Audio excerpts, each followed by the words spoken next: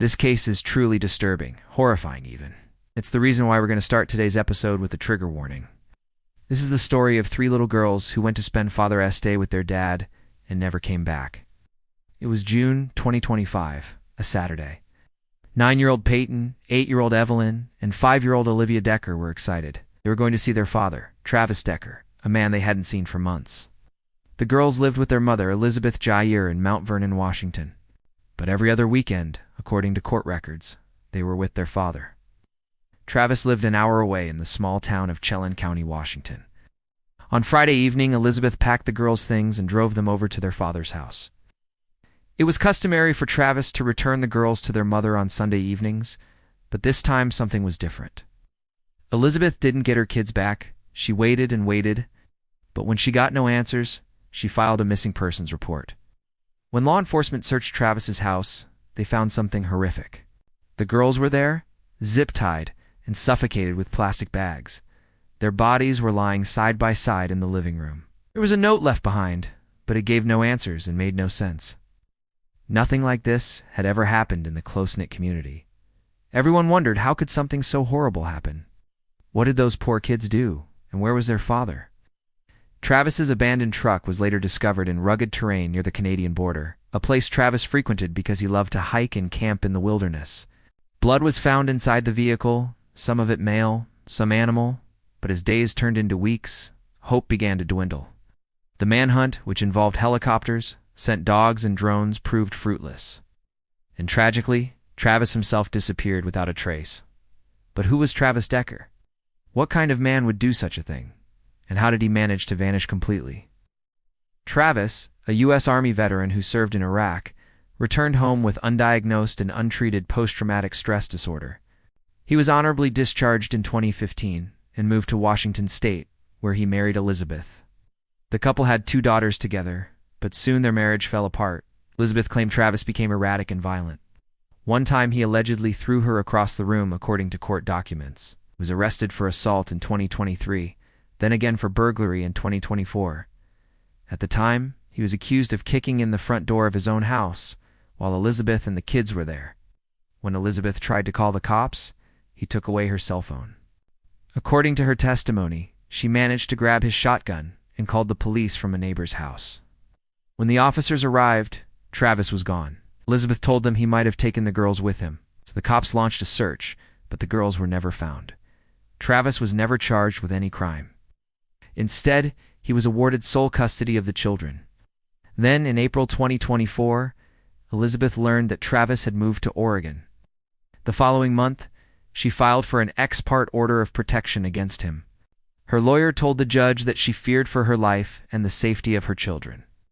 The judge granted a temporary order of protection, then set a hearing for May.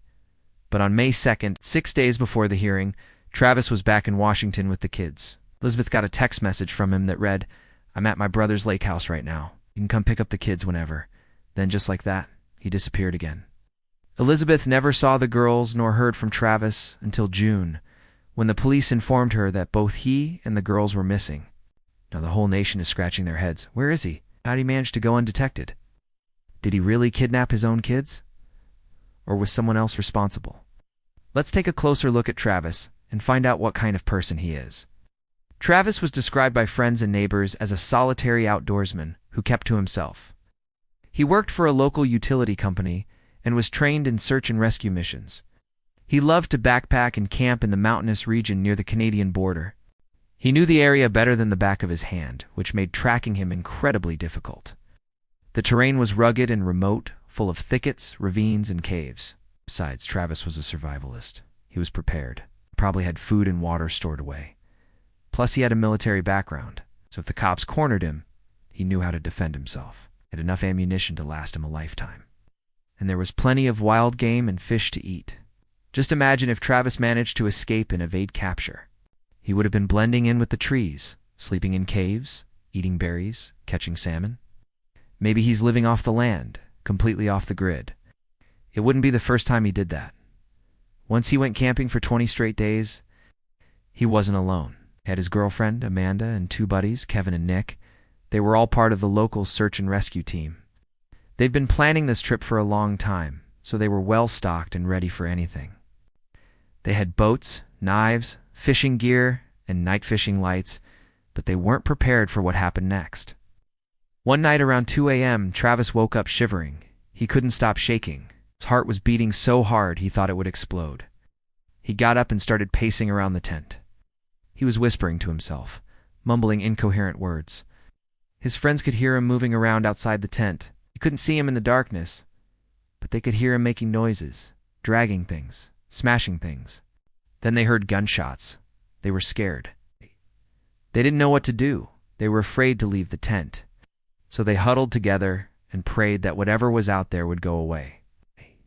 But it didn't. In the morning, when it was light outside, they unzipped the tent and found bullet holes all around them. Their supplies were scattered everywhere. Their boat was overturned. Their fishing gear was broken. Everything was destroyed. And Travis was nowhere to be found. They were lucky to be alive. Whatever had happened to Travis, they were okay. But they knew that something terrible must have happened to him. He wasn't the same ever since he came back from Iraq. He had nightmares. He would wake up screaming in the middle of the night. He couldn't sleep during the day. He was jumpy. He kept asking, "Are we under attack?" He talked about things that didn't make sense. He kept saying, "I need to hide. I need to prepare for the invasion. They're coming to get me." His friends were worried about him. They wanted to help him, but they didn't know how. They didn't know what to do. Travis's condition got worse. He became more isolated. He stopped going to work. He stopped answering his phone. Stopped talking to anyone. He spent all his time alone in the woods. He built shelters. He collected food and water. He practiced survival skills. He was preparing for something, but he never said what. One day, his friend Kevin found him in the forest and asked him what was going on. Travis looked at him and said, "You don't understand. I have to be ready. I have to protect my family. I have to survive." Then he went back to his work. Kevin was scared. He thought Travis might be dangerous. He thought he might hurt himself or someone else. So he told the police what he had seen. They searched the area, but they couldn't find Travis. He had vanished again. A few days later, Kevin got a call from the police. They told him that Travis had been involved in a car accident. He was in the hospital. Kevin rushed to the hospital and saw Travis lying in a bed with bandages on his head and a neck brace. He looked pale and weak. Kevin asked him what had happened, but Travis didn't answer. He just stared ahead. Kevin stayed with him for hours, but he didn't say a word. Then he got up and walked away. Travis was released from the hospital, but he didn't go home. He went back to the woods. Kevin tried to convince him to come back, but Travis refused. He said he had to stay out there. He had to be free. Then he disappeared again. When the cops searched his house, they found a diary. It was filled with rambling thoughts and disturbing images. It showed a man who was losing his mind, a man who was afraid of being attacked, a man who was afraid of losing his family. It also showed a man who loved his daughters very much. If you know anything about Travis Decker's whereabouts, please contact the FBI. Do not approach him. Always stay safe out there.